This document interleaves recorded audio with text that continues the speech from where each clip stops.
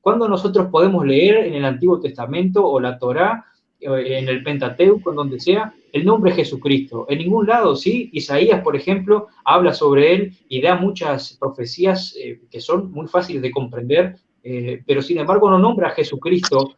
No es lo más importante, no es la roca de salvación, entonces, ¿por qué no lo nombraron desde el comienzo? Entonces ahí podemos ver que quizá fue nombrado desde el comienzo, pero fue alterado o no, quienes tradujeron la Biblia no supieron incorporar esa enseñanza de que ya se hablaba de Jesucristo. Si recordamos en el libro de Éter, por ejemplo, que fue escrito, la parte de Éter, el profeta Éter vivió, el hermano de Jared, cuando salieron de la Torre de Babel, esto aconteció unos 2300 años antes de Cristo, si no me equivoco aproximadamente, y ya Sí, se más o menos. reveló, y ya se había revelado el nombre de Jesucristo. Él se reveló como tal, reveló que iba a morir en la cruz por la humanidad, porque es importantísimo saber esto, Santiago, si no nosotros estamos perdiendo la clave del Evangelio, lo más importante, que es nuestro Salvador. Entonces, ¿por qué no está en el Antiguo Testamento? Simplemente por eso, no es porque Dios no lo quiera revelar a los de la antigüedad, sino que es simplemente porque se perdió. Y precisamente por eso los judíos no lo reconocieron a Jesús como el Salvador, porque se había cambiado tanto la imagen de lo que era el verdadero Salvador, que cuando llega Cristo no lo reconocen. Tal cual, es simple, es eso. Sin embargo, los nefitas supieron con mayor claridad quién era él porque tenían las escrituras menos manipuladas, digamos, ¿no? Porque se encargaron de hombres justos de ir escribiendo.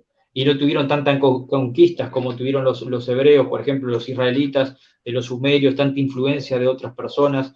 Y bueno, no hubo tanta corrupción, en otras palabras, en estos pueblos, ¿no? Más allá de que sí, no fueron pueblos perfectos, obviamente, ¿no? Porque conocemos su historia también.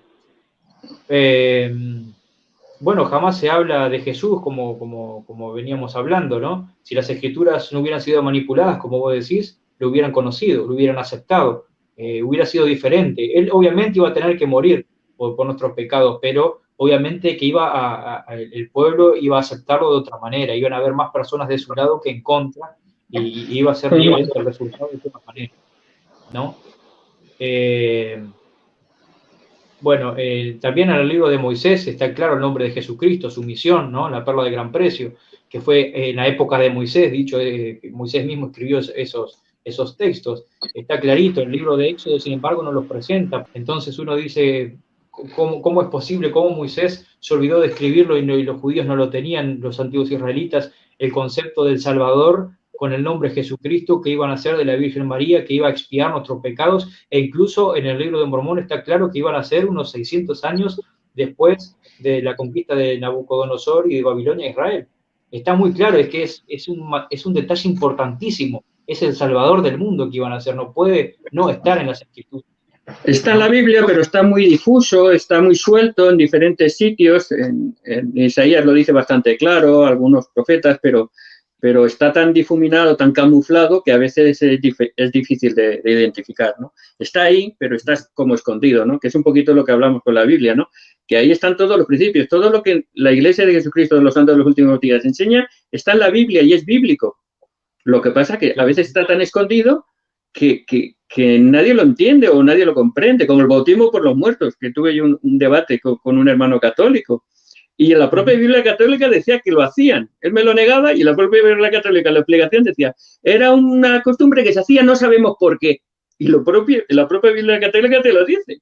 Te lo está reconociendo, claro, que era una práctica cristiana del siglo I, pero que se perdió con el tiempo y no saben a qué venía. Suponen, justo eso, que era como una redención vicaria por los antepasados. Lo suponen bien, pero lo dejaron de practicar porque se perdió. Es una verdad que se perdió. Está ahí, está en Primera de Corintios, pero ahí queda como una anécdota, cuando es un principio tan importante, ¿no? Es un ejemplo. Sí,